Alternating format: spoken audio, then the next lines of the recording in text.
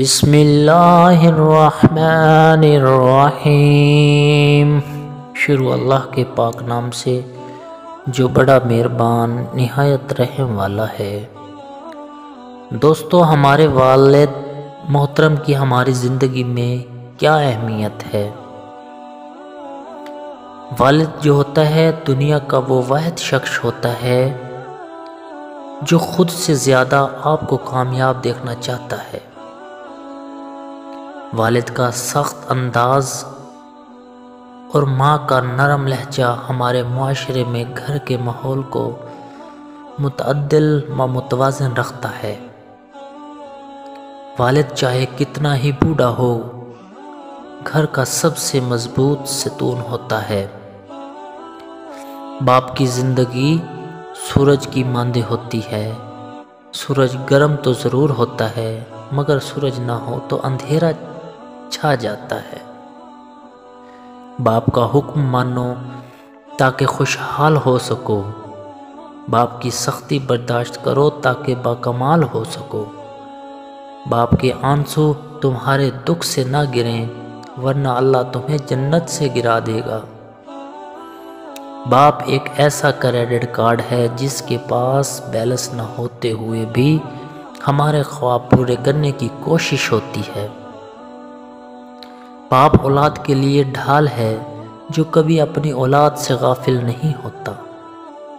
باپ کی باتیں غور سے سنو تاکہ دنیا والوں کی نہ سننی پڑے، اور باپ کے سامنے نظر جھکا کر رکھو تاکہ اللہ تمہیں دنیا میں بلند کر دے۔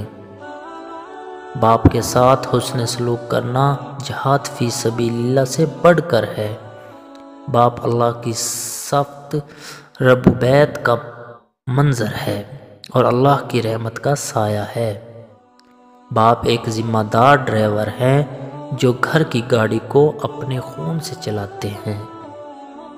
ماں کے پاؤں تلے جنت ہے، لیکن یاد رکھو باپ کی ناراضگی تمہیں جہنم میں نہ پہنچا دے۔ باپ ایک کتاب ہے جس پر تجربات تحریر ہوتے ہیں، اسے اپنے سے دور مت کرو۔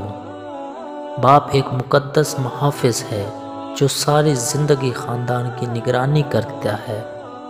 باپ کا احترام کرو تاکہ تمہاری اولاد تمہارا احترام کرے، اور باپ کی عزت کرو تاکہ اس سے فیض یاب ہو سکو۔